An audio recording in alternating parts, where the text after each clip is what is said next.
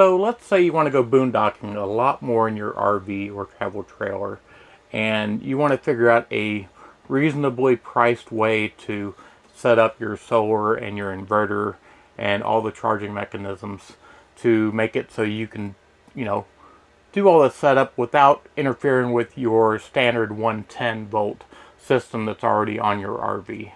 So that's what we're going to talk about on this episode, is how to cost effectively but do a really good job of making a high quality system that keeps the solar separate, keeps your inverter separate, and you can also, with this system, I'm going to show you right here, you can also run your air conditioner off of your solar with it being a separate system. So let's get started to show you all the details.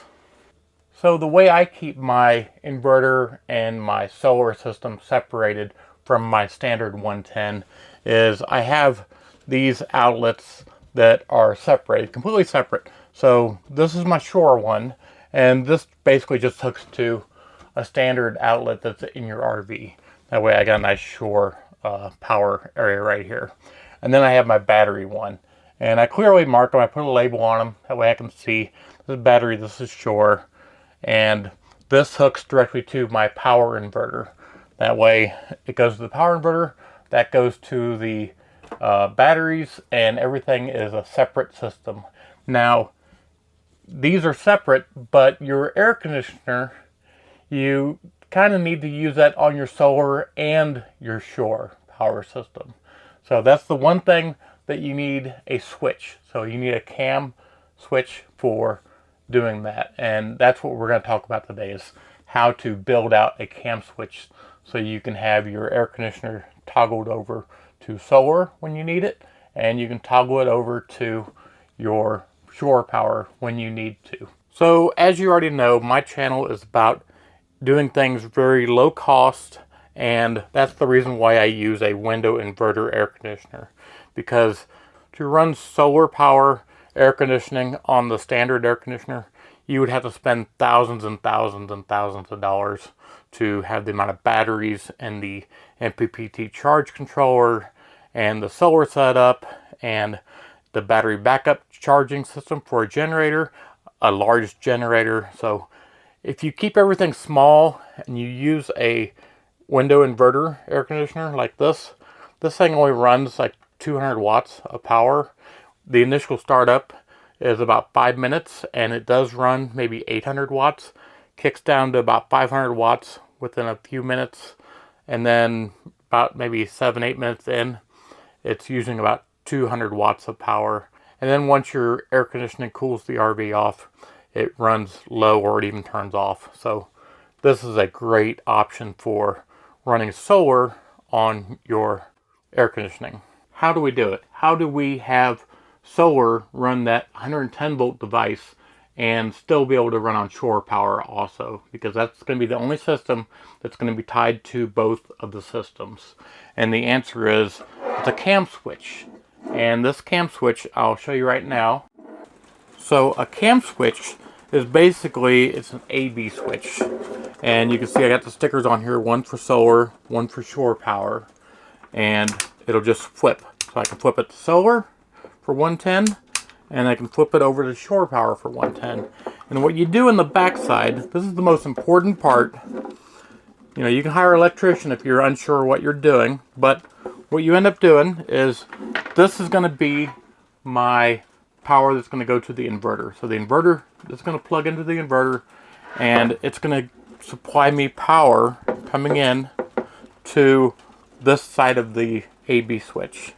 And this is going to go, when the switch is clicked on from to Shore, it's going to supply power over across here, and then it's going to go out to this 110. And this 110 is where my air conditioner is going to be plugged into. And then for Shore power, I'm going to run a Shore power cable in here, and the Shore power is going to run here. Now, when I click this over to Shore power, and my Shore power is hooked in here, it's going to go to these two, and these two on the back, as you can see, are jumpers that jump over to up here. So basically, shore power comes in when this is clicked over. It sends power to here. These two jumpers send it up to here, and then that sends it out to the air conditioner right here. And let's prove this theory right now.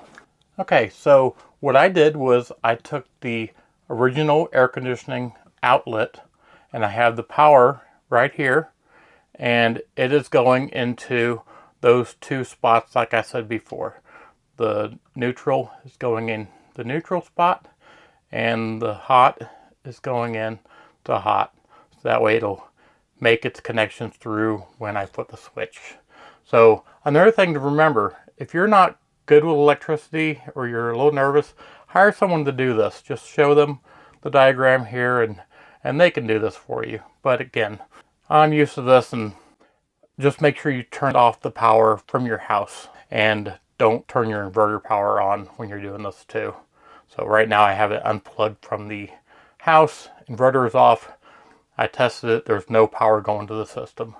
So now I'm going to turn the house power back on, and I'm going to turn the inverter on. That way you can see the air conditioner flipping from shore power to the inverter power.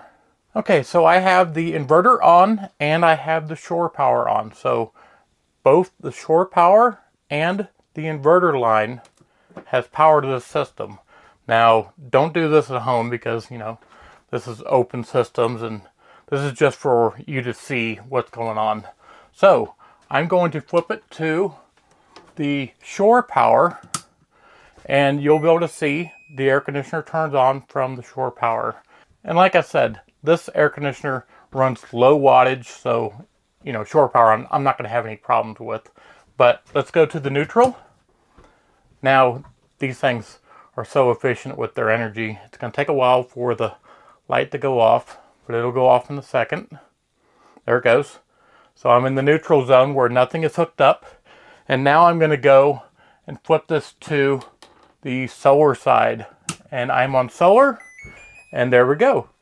So it's really nice because I can flip it, from solar to shore at any point and run the air conditioner off my solar panels and the battery packs. Now, I run 280 amp hour battery pack, which is close to 300 amp hours. You can get 3 100 amp hour batteries if you want, but that is plenty of enough power to run this air conditioner. And in other videos, I'll show you how I can charge those up even on cloudy days. There's ways to charge those batteries up where it's very efficient, and you can hear it's ramping up. The air conditioner is starting to ramp up the power, and this is completely on the inverter and on the batteries. So great system. Love this system for what it's doing. Let me close this all up, and then you can see the finished product. So this is going to be the final mounting spot. I'm going to put a bracket to mount this here. That way I can see the shore and the solar power. And then this one will go up here with another L bracket. This is my air conditioner plug. And that plug here will just go down to the power inverter.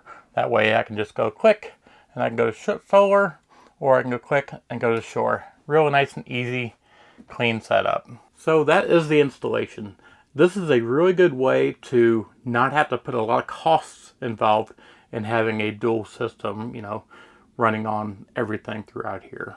Because this way you can have a solar set of outlets, you can have your shore set of outlets, and then you can run that cam switch that'll pop your air conditioning over to solar or shore whenever you need to do that.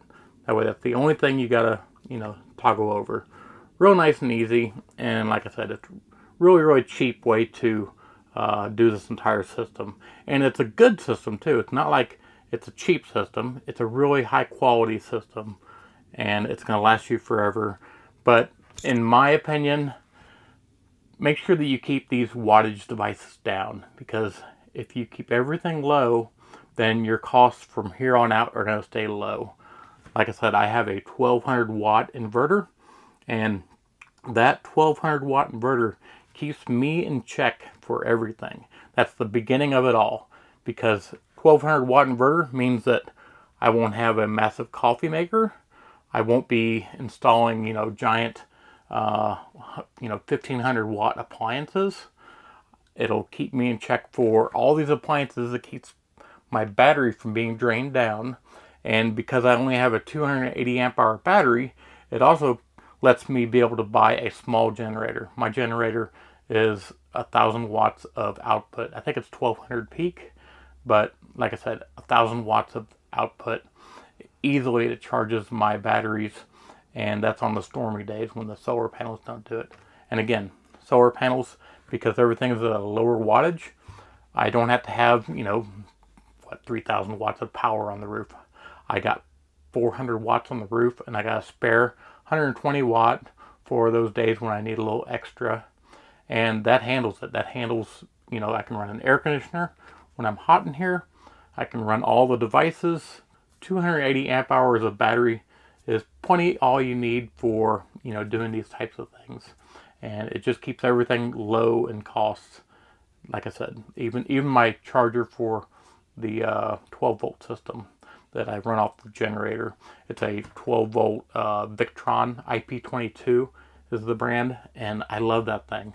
It's easy, the cloudy days I just plug my generator right up to it and it charges the batteries up in no time at all. So that's summarizing, how you can have air conditioning, how you can wire this thing up so it's cheaper. You don't have to do all these costly types of wiring schematics and everything. It's just a low cost system, and pretty much anybody can do it. If you're not sure, then hire an electrician. But like I said, it's an easy system, and you need to get an electrician on it. They know how to wire those AB switches pretty easy. So that's it. And if you like what we're doing, please subscribe, because you all make it happen.